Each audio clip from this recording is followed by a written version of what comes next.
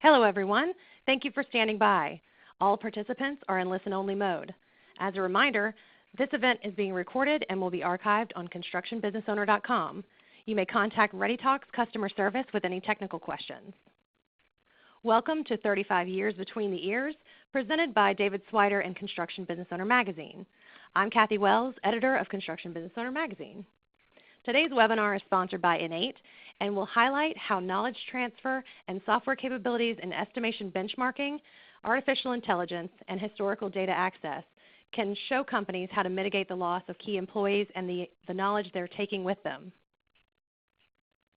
InEight is a leader in the project management software space with solutions spanning every phase of project delivery from early engineering and design through estimate, field execution, and handover. InEight offers the most functionally complete, interoperable, and modular software portfolio built to optimize capital programs and project workflows, control costs, reduce risk, and drive predictable outcomes. InEight solutions drive timely, clear, and accurate project communication and give teams a single source of project truth. It's my pleasure at this time to introduce our expert speaker, David Swider. David is an industry strategist at InEight, and in this role he combines his experience and strategic perspective to help clients identify areas for increased efficiencies within their organization.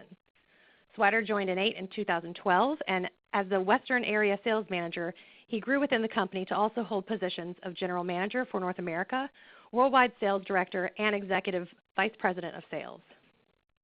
Prior to his first role at InEight, Swider held the Director of Sales position with ARC Technologies, iSquarefoot, and Dodge Data and Analytics. Swider holds a bachelor's degree in business from Catawba College. At this time, it is our pleasure to begin the webinar. Please stay tuned after the presentation for the interactive Q&A session, and please send your questions through the chat feature, and we'll get to as many of them as possible. Now I will turn it over to David to get us started. Okay, David? Hey, Kathy, thank you so much. Very excited to be here, but I have a quick question to get us started. A key employee decides that today is going to be their last day, and I'm wondering if our group, are they prepared for their departures? The reasons may be many. What we find is maybe they've been with us 20 years, helped us to create the business as it stands today, and decided that today is the last day. Where I've been at companies where maybe they have a progressive company who's unleashing new technologies. Maybe you've bought into those technologies, invested into those technologies, and your tech whiz who implemented it and kind of convinced you to do it now decided to go work for another prominent company and left you high and dry. What we find is the capital projects industry itself is experiencing a dramatic increase in the rate of experienced people leaving the workforce. This is due to a large number of retirements of Gen Xers and too few workers to effectively fill the gap in that employment. What we find is hiring mid-level employees fill seats, but that experiential loss is what hurts. And this gets compounded by the increasing retirement rates and having that we're seeing around the globe. We often hear the story of a key resource with all their experience who leaves, and with that employee leaves that 35 years of experience between the ears, and now you're left to your own devices. So again, I would like to thank Kathy and CBO for their efforts and all of you for your time today. And in a moment you should see a way for us forward to see how we create this thing called a knowledge management system.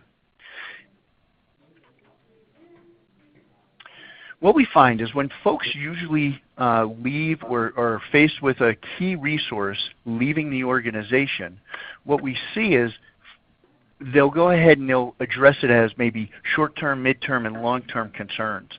A Ball and Gottsill study called out that in addition to increased retirements, the reason we don't see that fulfillment of talent is given that there's long hours, the project durations and being away from home, the last-minute schedule demands and harsh working conditions in the industry, simply not attractive to the younger generations. We find ourselves setting up those different answers and answers to the questions that you're seeing on your screen. But let's face it, we're blowing and going on projects, and if we'll look to our bench to elevate the closest next skilled person, but that often leaves us a person who is also now going to have to be filled for. When I asked one of our clients, what do you have your new hires do to get immersed? I was surprised, although I shouldn't be, at the answer.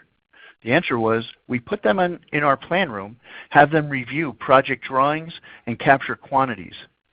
This is a firm we would know, and I was surprised that they have their folks poring over plans. Well, here's one for us. I've been in this industry for 30 years, and back in 1989, I used to walk into plan rooms and see young employees camped over drafting tables with their Walkmans and their lunch, spending their day manually taking off project quantities. While the task is necessary, are there no more efficient manner to go ahead and get an employee immersed? I see somebody tagging me in the question bar asking me what's a Walkman. For those of us who haven't been around as long as I have, I am one of those 35-year guys. A Walkman was an early square machine that played a cassette tape to listen to music, as opposed to what we now do with iTunes and iPhones and everything else. But back to the point, if there is no plan, the options illustrated are often the actions that are taken. And I don't know that those are necessarily the key way to do it. And the reason I say that is because what happens is there is a major impact when an employee leaves, as we all know. And those generally break down into two different categories. One is operational, the other is cost. Let's first consider the operational. Without sufficient competent employees, it's difficult for an organization to expand. Using my earlier example, let's say we fill the vacant position by elevating a bench player. Well, now we have to fill that bench player's position. And if that occurs in the same fashion, the dominoes keep falling and the shift just continues.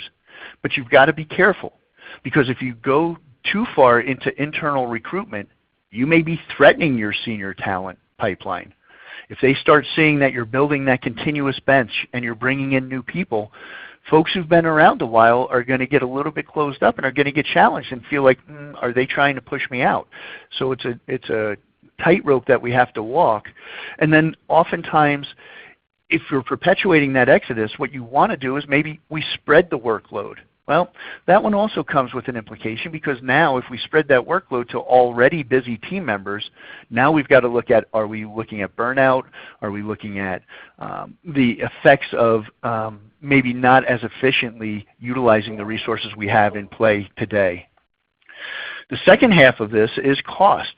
We also have to look at a simple truth. In addition to replacing that employees and their salary, you're going to have, or we're going to have, a 50 to 150% additional increase in cost of that departed employee's salary, depending on the quality, the quantity, and the criticality of that role, meaning that there would be sizable impacts of resources being pulled to help train the new person, the costs associated with that. It really is a detrimental effect. I guess we could spread those costs out over another bid, but we all know how that ends. So that means, in addition to just filling a role, the company has to have, and HR has to have, a knowledge transfer plan. What I've seen in my experience is that continuously learning companies have in their DNA a knowledge management transfer system, or a knowledge management system as it's called. And this is a plan that enables them to capitalize on the benchmarks by leveraging their historical experience from past projects, outcomes of jobs that they've done before, and the like. So what are the key components that go into one of these knowledge management programs or knowledge management systems? If you're not really familiar with how they're developed, I've put together a few things for us to look at, but they're basically phased plans. And what they are is looking at preparing who should be involved with the knowledge, who knows what needs to be gained, analyzing the risk that if we lost roles or people in those roles, what impact does that have, determining how and what to implement of that plan, and then continuously evaluating it. One of the things that I'd ask, and I tell everyone, and we say it all the time, if you've never embarked on creating a plan like this, and many times we tell folks to kind of use this plan when they're picking out software technologies, is run this exercise with your teams today and listen for the following comments. How many times is your team asking, why are we doing it that way? Or worse, shaking their head and laughing at the answers they're giving each other? Or where are the files we need to get that workflow, if they even exist? If you're senior resources, eyeball them extra heavy. Be very sensitive to the folks who contain this information, especially if they're senior. See if they've got their arms folded or if they're eye rolling or more tight-lipped. If it is, you may have another departure on its way because they may feel threatened by their existence. The key to one of these systems is making sure that this becomes a matter of daily protocol, that it's clearly visible, that it's communicated at all levels of your organization. This morning I woke up and I read an article in InEight put out, and it was a study done by the Sattel Group. 37% of current employees say they would leave their current employer if they were not offered training to learn these new skills. So we should keep that in mind as we bring new folks on to replace that talent. Now, when we go ahead and we say knowledge management system and we're talking about, well, we have data here and data there, here are some key components of a knowledge management system. Now, many of us may already have some of these components embedded in our organizations. Maybe we have a document management tool. Maybe we have a data warehouse or someplace where we keep files. Maybe we have some workflow. But oftentimes, these are very, very disparate systems. And if you want to really be a sustaining, continuously learning organization, you've got to find a way to throw that together or thread that together. Having a document management system or a shared drive backup, I hear guys all the time and ladies saying, oh yeah, we're good, we've got it on our shared drive. It's in our shared drive. That's a major risk. Let's face it, you're bringing in new hires to learn your organization's workflow, navigate the software if it even exists, and understand your organization's culture.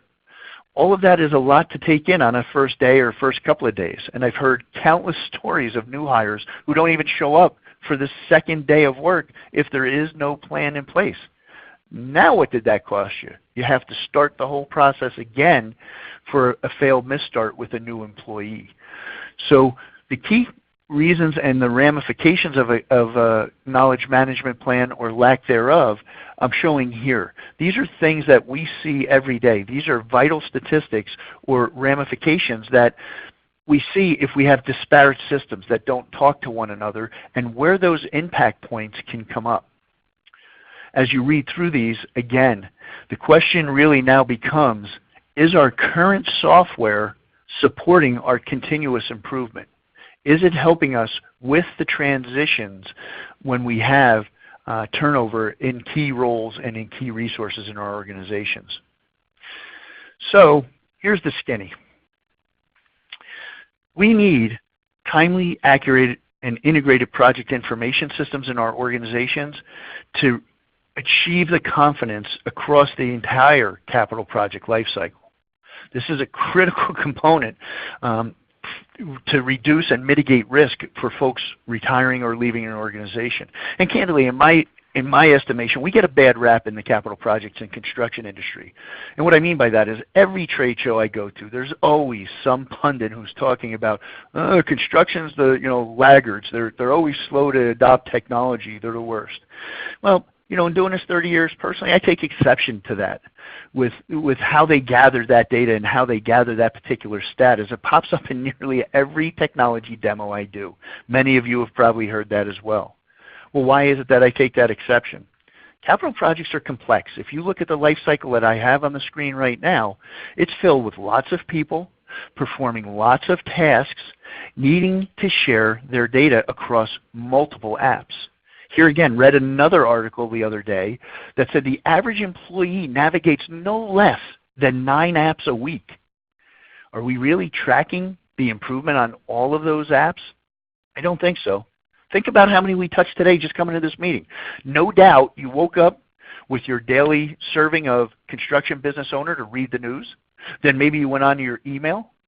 A link in that email took you to a webinar, which then took you to another software applet. You maybe had a brief review of the slideshow, another app. You dialed in on your iPhone. Figure a new guy has all of that ready at day one? I don't think so.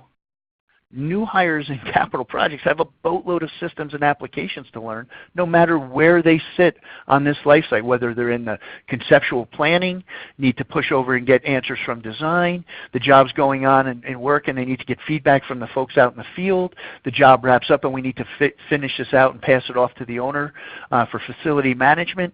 All of that are different phases, all are fraught with complexity. And new folks have a lot to navigate right while they get in, or it becomes an overwhelming day one or week one. And we need something that ties that together to help them do their job effectively. Again, another just simple example. Out at the trade show, again, I do a lot of them, as I was walking over behind a couple of college grads, they were laughing at being handed a clipboard and a blank sheet of paper to go walk a project.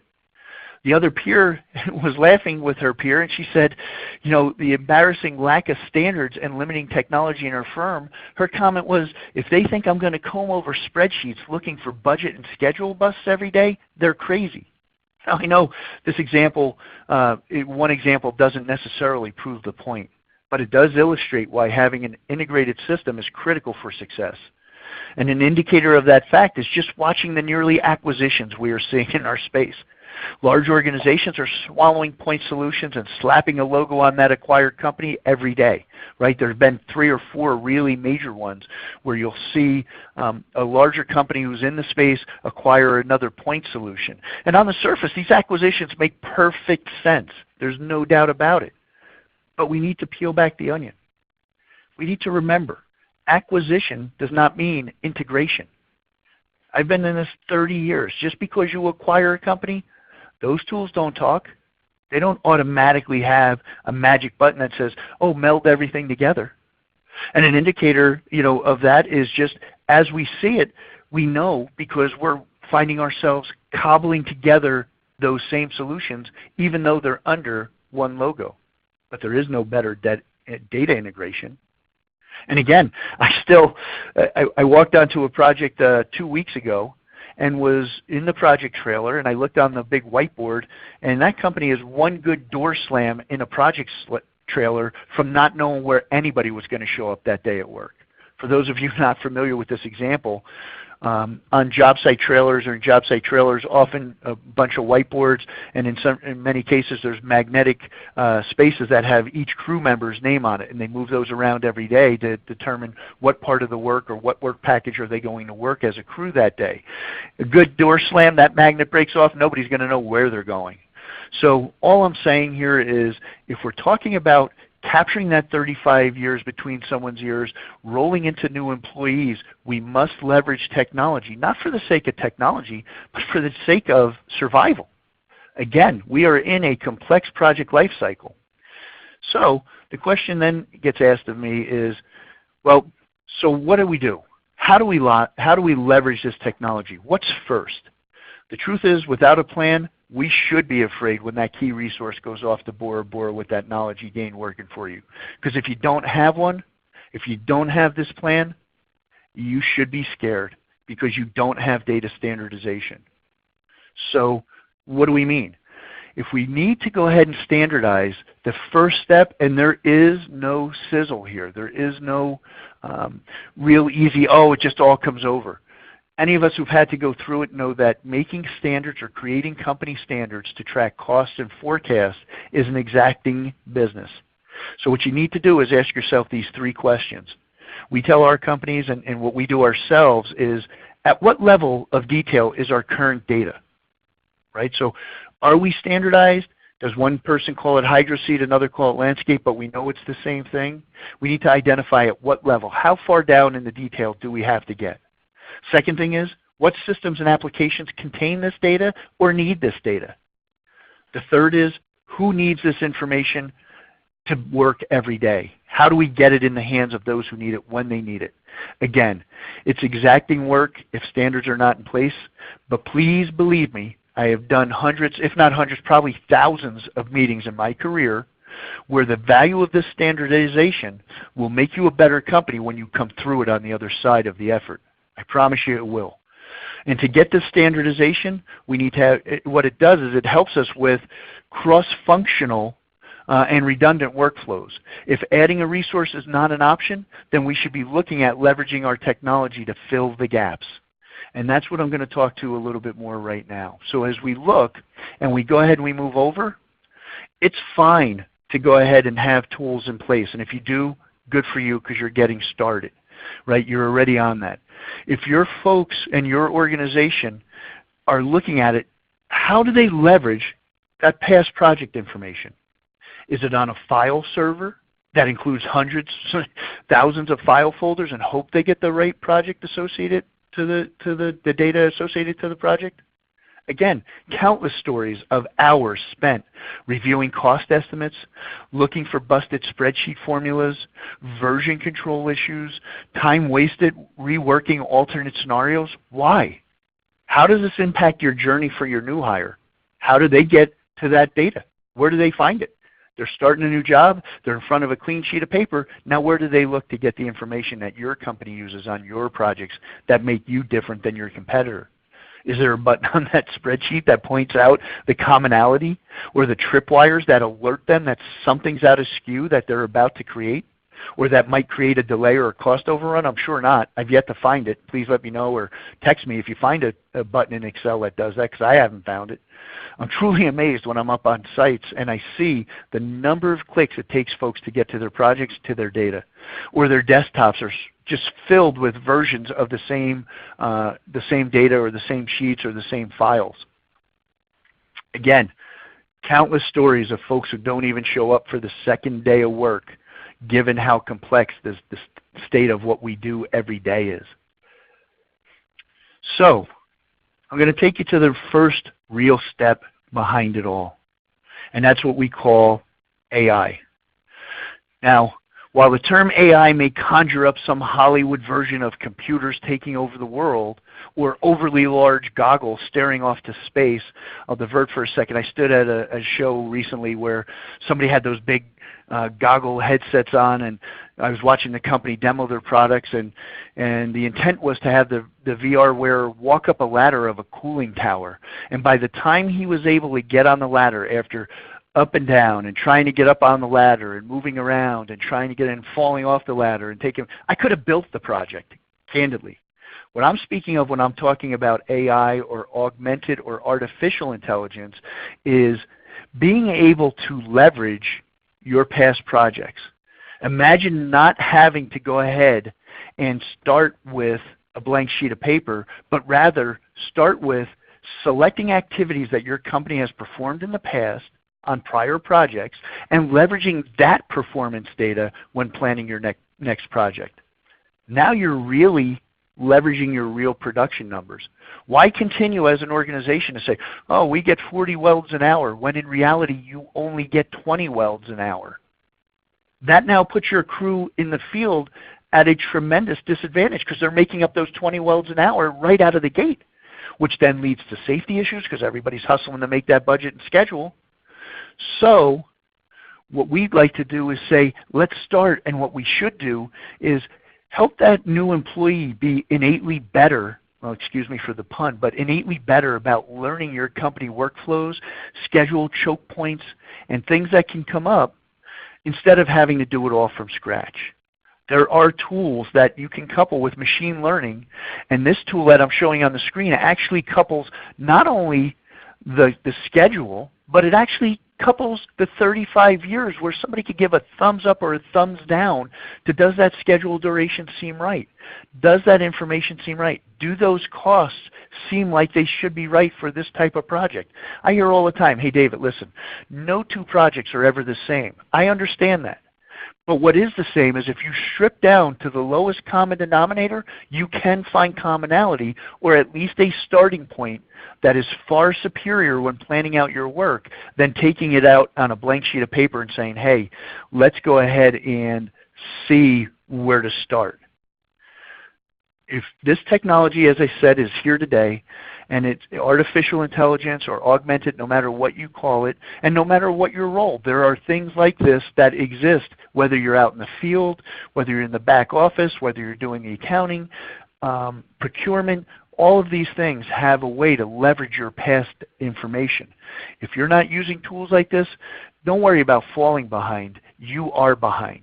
If you're waiting for that data to come from your accounting system, you're looking in the rearview mirror. You are at a competitive disadvantage.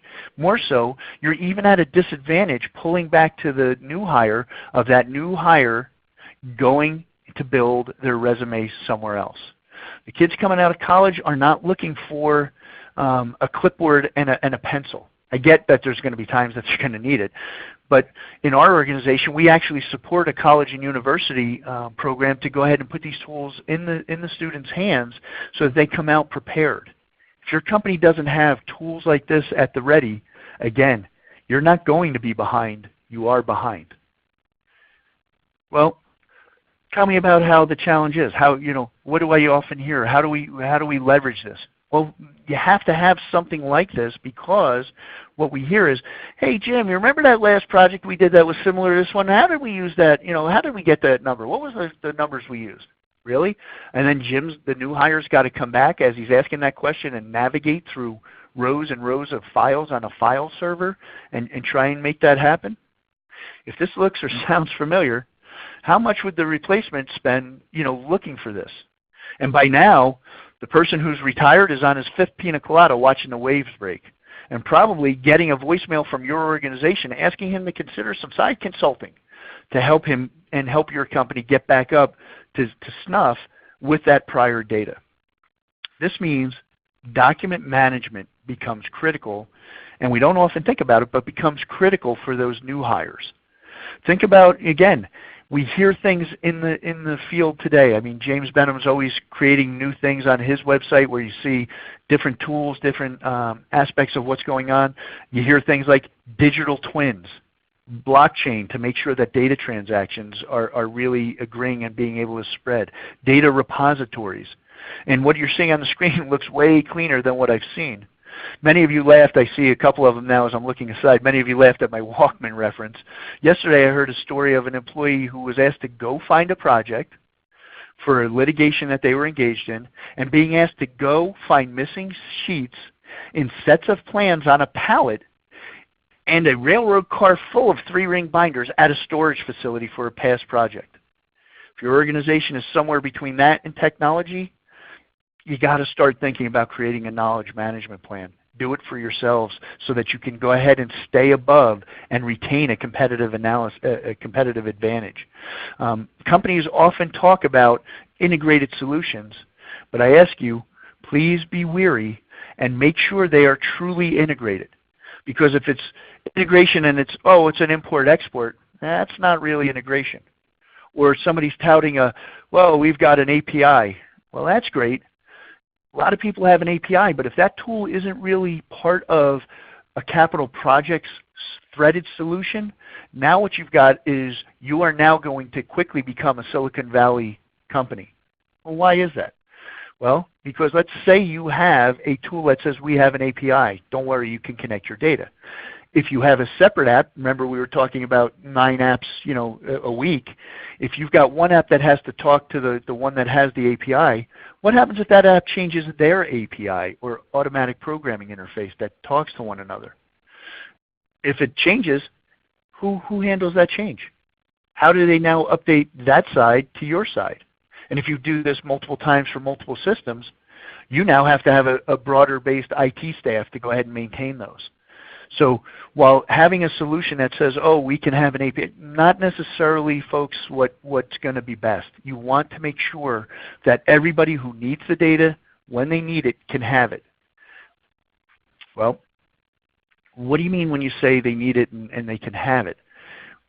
A good system or data management, data communication, document management, document communication system should have something like what you're seeing on the screen now. It should have a dashboard with clear and concise breakdowns. How do I find as a new hire prior emails around my work? How can I find specific documents? I'm getting ready to submit a transmittal on a new job. How do I do that? What kind of forms does our organization use when we're setting up jobs? How can I look at workflows so that I know how we ourselves do the work that we do so that I'm staying in the rails as a new hire in my new organization? Again, a true document control system must integrate to your other systems and do more than just manage documents. It needs to be a knowledge transfer system to help your organization maintain, again, its competitive advantage, but also be able to leverage your historical work. Folks, you've worked too hard to have that data. Have it at the ready. Make the data work for you and your teams. As we look a little deeper, those standardization words come back into play. So that now when you're putting those tools together and you have your document management solution and your communication solution, you can now look at things where you can see files. And maybe one person knows how to look at a PDF, but maybe they also want it in a model file. Maybe they want 3D models of the same document, or maybe they just want a true document itself that could be editable. These things may remain in 3 or 4 different systems. Having it here, nice easy way to have it categorized. Your folks can see file folders and structures to go ahead and standardize and continue to build out the project. We consider this the trident in our organization so that we have a solid estimating tool that can leverage benchmarks for cost and productivities. We have a predictive analytics or an AI component which help us with scheduling and doing better planning, predictive planning, managing or getting the choke points and pinch points to manage risk on a job and on a job schedule. And then a document solution that will, again, be able to contain and maintain the files that you need, whether they be photos, job site photos, tasks, defects, package reports, transmittals. Again, these things are critical if you think through what goes on in a capital project's life cycle. A job site photo, how critical and how nice is it to have this? Somebody out in the field, 22 below, something goes wrong, snaps a photo. Automatically brings it into something like this. The person in the back office can go ahead, take a look at it, make a recommendation. Maybe in this they also have the form, so if they have to fix whatever's out there, they also have a warranty manual laid right behind it. That's where you're getting to having a solution that can help a new hire navigate the trickiness of where does all the data reside.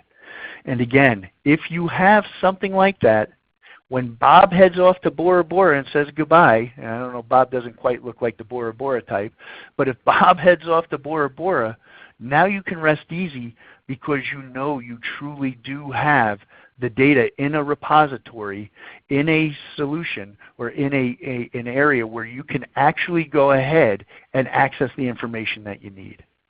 So again, in closing, I would just say to all of you on the phone, and welcome any questions here in a moment, but I would just say create a knowledge management system or a knowledge management transfer so that in fact you can then go ahead and know that if Bob goes, your data and all of your key experience stays with your organization.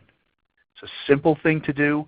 You should embark on it. It will also help you when you go through the exercise. It will help you look at what systems did you buy. Are they still good for what you're trying to do now, the processes that you're trying to accomplish today? Are they still the right solution? And I think just doing that exercise alone will already start to increase your efficiencies as an organization. So I appreciate everybody's time. This was just a brief call to kind of chat and get together on how to go ahead and leverage Bob's 35 years for our new employees. But Kathy, I'll turn it over to you to see if there's any questions from any of our audience. Thank you so much for that presentation, David. Tons of insightful information, and I know it's given our attendees a lot to think about. So now we've got quite a few questions to get to, so I'd like to go ahead and kick off the Q&A. David, if you're ready, we'll just dive right in to the questions in the order that we received them. And attendees, please feel free to keep your questions coming, and we'll get to as many of them as we possibly can in the time we have today. So let's start with a question submitted. This attendee is asking, when all is said and done, what is the #1 thing you suggest we do to mitigate the problem of people leaving our company? Great question. Thank you for submitting a question. Oftentimes we don't get enough of them when we do a webinar. When we look at I'd say the key number one is visibility that there is truly a knowledge management transfer system in place. And what do I mean by that? If you're communicating it, then the seasoned professional who starts saying, hey, they're hiring bench, is my job at risk? Are they looking to replace me? What do I have to worry about? They don't get nervous. And the second thing is, I have some stats that I saw on a report recently that said the tough thing on all of this is that 33% of the employees that work for our companies today don't ask, could they get trained up? Remember, we saw the 37% on folks who say they want training to do it, but 33% don't ask because they're afraid that their manager is going to think that they're not adept at their job. So for fear of looking like they're not competent, they don't ask to learn or get cross-trained or to go ahead and have additional training. The number one way to do that is, again, push that information out. 83% of employees find on-the-job training most effective in helping them perform their existing job, as well as classroom training and self-paced training, things like a learning management system and the like, that would help.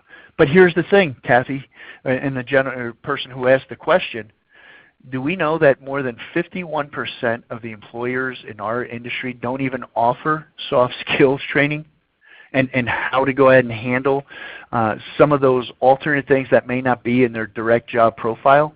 Again, what that does is that leads to either a overwork kind of scenario where they feel burnt out, or don't feel that they're now growing in their role, which then forces them to start thinking, I better start looking elsewhere, or I want to look elsewhere, this job's not fulfilling. So to answer the question just with a final bow on it is just simply create a system of learning and knowledge transfer that's ongoing, that's visible, that's okay to talk about, and then that way it doesn't become something to be afraid of. It will engage and continue to make that company a learning organization.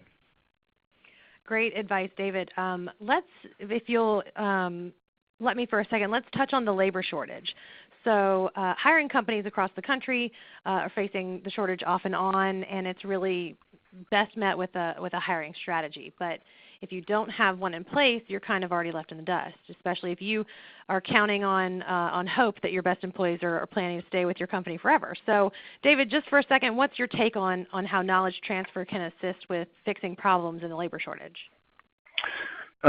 Again, good question, direct, Cass. If we go back, I'm going to pop back on the InEight project lifecycle screen here. You're very much correct. In a shortage situation, if we don't have a way to cross-train, right? So we bring in somebody who maybe not as qualified, right? We're seeing that all the time. You bring in somebody who's not as qualified, and they're going to help, and you're going to sit them next to maybe a more seasoned professional. That's fine, right? That's going to help get that person to the mix. But two things. If you have technology, that's going to give you a little bit of an advantage at the time of hire. New hires will come to you and say, how are you using it? So much like the ones I walk behind in my example, they're going to say, what tools do you have? If you come to them and say the best you can offer is a spreadsheet, or the best you can offer them is a blank piece of paper and a clipboard, not only is it shortage, the people you do get aren't going to say yes. So that's the first half. The second half is, as you walk through, any one of these is going to have a potential for you to need a new hire or to fill in a shortage situation. So if you have a ready plan when you bring them in, that's going to help, because I can tell you of stories, and again, a tragic story. Company wasn't ready for that, for the shortage. Had folks out in the field. The job was blown and going. They threw somebody who wasn't qualified in a dump truck. The dumpster was up. Dumped his load, pulled forward before he fully had the dumpster down. Unfortunately, hit a tilt wall that he was under, pulled the tilt wall down, crushed the bed of his truck, critically injuring him and several others on the job site. That's a year's worth of profits for that company, let alone the just unfortunate family tragedy that occurs when something like that happens. So again, good companies have knowledge transfer plans. They'll have a ready bench to go ahead and try and help with that shortage. And if they're doing this, they're always promoting, and that makes people want to come to work. Again, a shameless plug, our parent company, Kiewit, was announced today as, again, for I don't know how many years in a row, a great workplace to work for. People actually, when they see that and they hear it's a great place to work for, they want to come and work. And that draws, in a shortage situation, the best talent to your organization. Does that make sense? Absolutely. I'm going to borrow a move from you and switch us over to this slide here. Our Sure. next question comes from an attendee who says the AI part is really intriguing and was interested. If you can, David, just explain a little bit more about how that helps us in project planning. Excuse me. Sure. And thank you again for another question. So what happens is, most folks who are in this industry, they know they'll put together their estimate, they'll get their quantities out of a model, or they'll do a takeoff. They put those quantities in, they have their unit costs, and okay, we have a crew, and that crew gets this amount on average for a production rate, and then they'll put that in. And what happens is it goes out to the field, and most of us know, because there was a screen right before this one that talked about rework. Most of us know, sure, the estimator, and a standard joke in the field, right? The estimators always say, well, I won the job and there was plenty of profit when I bid it. I don't know what happened once they went over to the project managers to manage it. And then the project managers say, yeah, some kind of hocus pocus he did to get the job, sure. Nobody on this earth could go ahead and fulfill the time constraints and the costing the way they've laid it out. So what we're showing here on this screen is our tool can become a basis for, and again, benchmarking, or at a higher level, augmented or artificial intelligence. What this is doing is this is saying, okay, while no two jobs are the same, we may still have foundations or site work, or in this case structure. And on our past projects that have been similar, maybe similar square footage or similar use type, this is the duration we actually captured from our prior projects. And again, the user picks which ones are closest, but the work package that they set up will be very, very similar. The activities that will happen within that package may be very similar. And if we strip it down far enough, they can now leverage, here's what we actually did.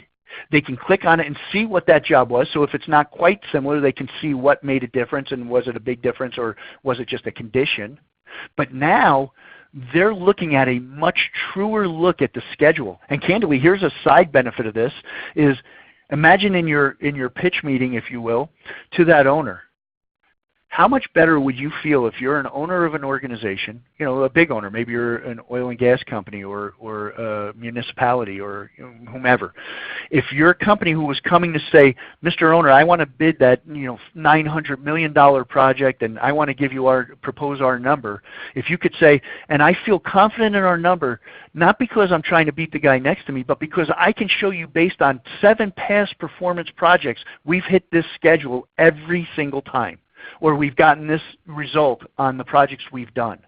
So having an artificial or augmented intelligence tool not only can help you with the day-to-day work, it can help you win more work up on the front end while you're trying to get your foot in the door of that project. And then it also, again, going back to the reason we're all here, it then also enables us to say, okay, let's go out to the crew and say, well, this was the job we did here. It was the commercial building. This one was a different building that we had for construction. This was the labor we had. Here's how we did on the interior. Now the senior guys and the folks who actually did that work can chime in for the newbie on his next project. Hey, yeah, we got to don't forget, you got to add time for the permits. There's going to be a week delay here. There's going to be a gap there. We're going to have to do an inspection point here. We're going to have a hold there. Things that somebody may not think about on this project, now, first time, it shows up right out of the gate. So what used to take maybe 2 hours, 5 hours, 3 days, 5 days, depending on the size of the job, gets reduced to minutes, and has sections built with confidence based on your company's past performance. That's what we mean when we say leveraging augmented or artificial intelligence. And this actually can go back even as far as if we go over to the benchmarking, where now you could actually color code those costs. So an example in an estimate of being able to use benchmarking or augmented intelligence, meaning using your history or past projects, I've seen guys have new folks in the mix, and they say, oh well, it was 15 cents a yard. Well, we bid 17 cents a yard, or we bid 18 cents a yard, or we bid 12 cents a yard. No big deal. It's only 3 cents. Really? Well, what if it's 400,000 yards? Well, times your 3 cents, you've just taken money out of your organization's profit that you could spread somewhere else or could have used somewhere else. So that's what we mean, Kath, when we're talking about augmented intelligence or artificial intelligence. It should be used as often as it can be to get real results, predict real results, and predict real schedules, as opposed to just starting with a blank one and saying, this is what we've always had, we think this is the answer. We're seeing our companies really gravitate toward this. Perfect. Thank you, David. And you Sure. just bounced to a slide that kind of ties in a couple of questions. We had some folks asking about common language. Is there any place that you suggest that they look to define common language and best practices? Hey, every company has a different language. Everybody always says, well, out of my dead hands are you ripping this spreadsheet. My spreadsheet has the magic formulas, right? I've got the key formulas. Everybody's got it. This is what made us different. Who are you to tell us that our formulas or our spreadsheets aren't, special? Hey, I'm not that person. What I am going to say, though, is that spreadsheet contains LEMs: labor, equipment, materials, supplies, subs, right? Creates those LEMs. And where I would start, and what we generally ask our clients is, when you're tracking all of those, labor, equipment, materials, how do you track those? How are you standardizing those? And most often it comes out of their accounting system, right? That's their general source of truth, right? Where is their billing? Where is their accounting? How does that go? That generally is leveraged through their account codes, right? So oftentimes, we even have it on this one, although it was not intended, but it's what account codes do they have in their accounting system? So then that way, sure, no estimator's ever going to want to be in the accounting system. And candidly, the accounting folks I talk to don't want the estimators in there any better than they want to be in there themselves.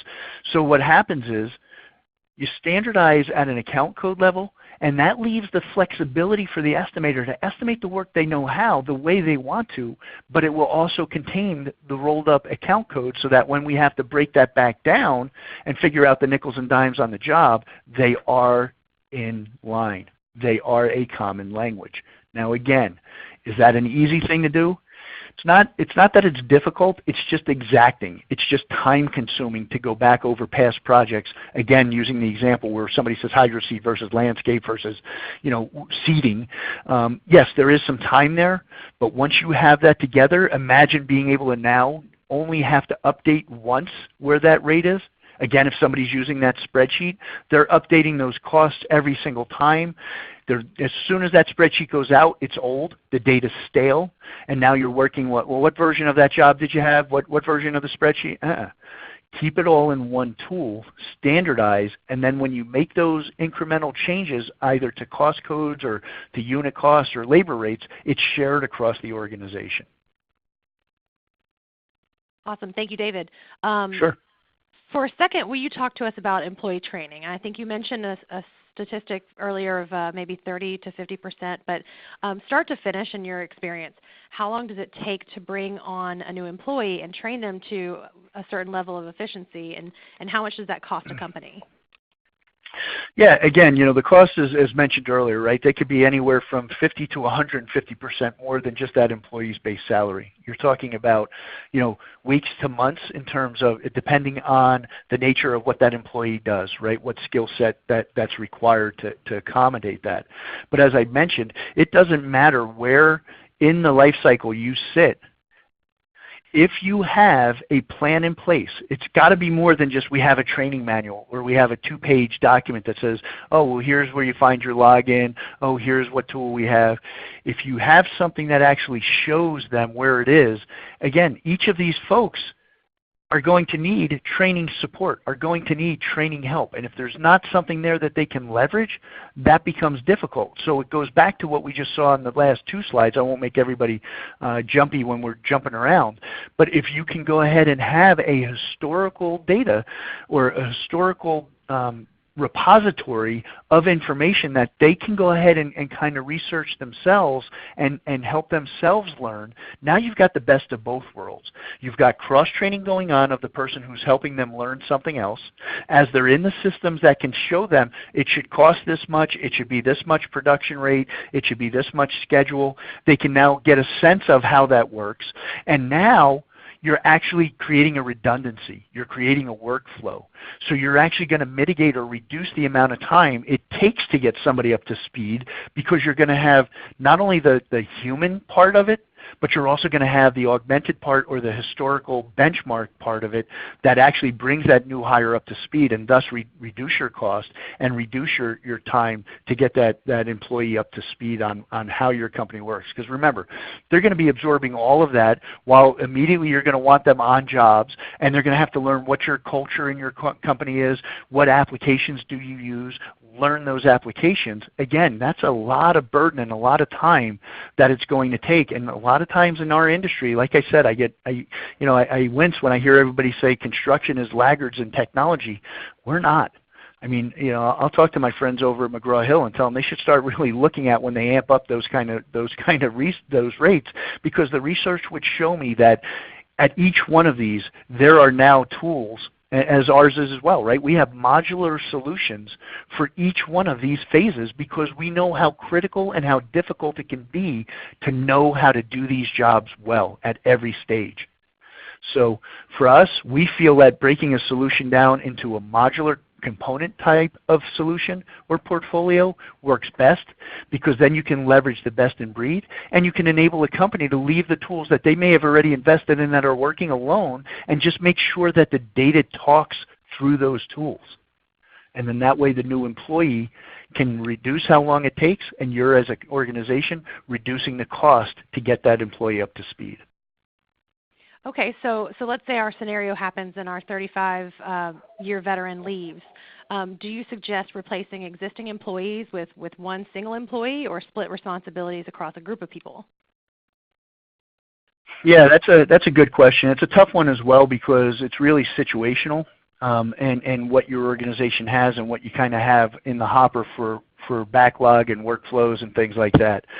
We often say a one-for-one switch is generally the best, because then again you're creating a redundancy if you can help learn that person up into multiple roles and into the role that they're actually going into.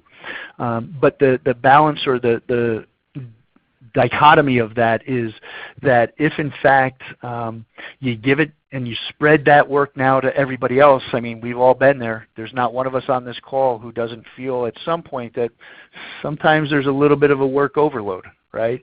So what happens is now you're spreading another job to somebody else, and then you get the rolled eyes. And then, like I said, the fear of burnout. Our industry is a tough industry. It's demanding. So if you spread that work now to an already busy team, now you're going ahead and you're increasing that workflow. You create that burden of burnout, and studies have been done. And again, I can probably submit one for you at the end. But where burnout is also attributed to workforce or workplace loneliness. Loneliness now becomes that whole despairing, I don't want to get up and go to work. I don't want to get up and go to work for what? For your company. So now they go ahead and they start looking for that job. So a company needs to decide when they're going ahead to replace, again, do we go back to that domino and just elevate somebody? That's a positive move. That's what we always look to do, right? Start them down in our AAA league, as it were, in baseball, and then bring them back up, through the ranks. That's a great way to go, because you're always going to continuously evolve and continuously develop your team. But if you got to do it, I mean, you're blowing and going on work, and if it's a spread and everybody's got to take a bite of it, well, everybody takes a bite out of it, right? But I would always, I think if you had the opportunity, I would replace it with a similar employee to go ahead and handle it. But again, it's completely situational. Yeah, great. Thank you, David. Sure. We are bumping up against our stopping time here, but we have time for one more question. I'm going to squeeze this one in. We've got a question from an attendee who wants to know what kind of advantage are we gaining with a knowledge transfer plan, or he guesses, to put it another way, what kind of disadvantage are we at if we don't head toward a plan like this? Again, the plan itself, if we really break down the components of it, and thank you for the question, the plan itself is more than just saying, oh, we have a plan, or oh, it's better than a user manual or a user guide, or a plan for the sake of just saying, hey, we're going to have a plan. My recommendation, or what I've seen out with what I see, and again, Kath, you know me for a long time. I've watched what the good companies do really well, and I've watched what the poor companies do very poorly. What I've seen in my exposure is good companies will create that plan, and they will have that plan communicated. It will be up front. It will be out there so that those employees can really see what's going on, how to go ahead and drive that information, how to go ahead and make sure that they become the great place to work. Right? I mean, again, if I reference back to our parent Kiewit, they have a full-on what they call a kind of a get work and a perform work type of concept, where anybody who's in the get work side of the team, right? Who's out pre-planning? If we look at the screen here, who's pre-planning? How do we do the design? How do we win that work? It outlines so that everybody has if you're a superintendent, every superintendent sees the same process. Every superintendent does the same thing. They all go through the same steps. They all get paired accordingly. Or if you're a project engineer, the project engineer role is clearly defined. So again, one of the key elements, it has to be clearly defined by role or by function. But that has to be repetitive, and it has to be reviewed. That's the other thing I see sometimes when I'm out with the companies who aren't doing as well as my good companies, is that they've done it maybe once, but they haven't gone ahead and done it often enough. Right? So it's got to be an evolving, breathing, living plan. It has to be, because let's face it, the technologies are changing so fast. If you're not, again, you're left behind.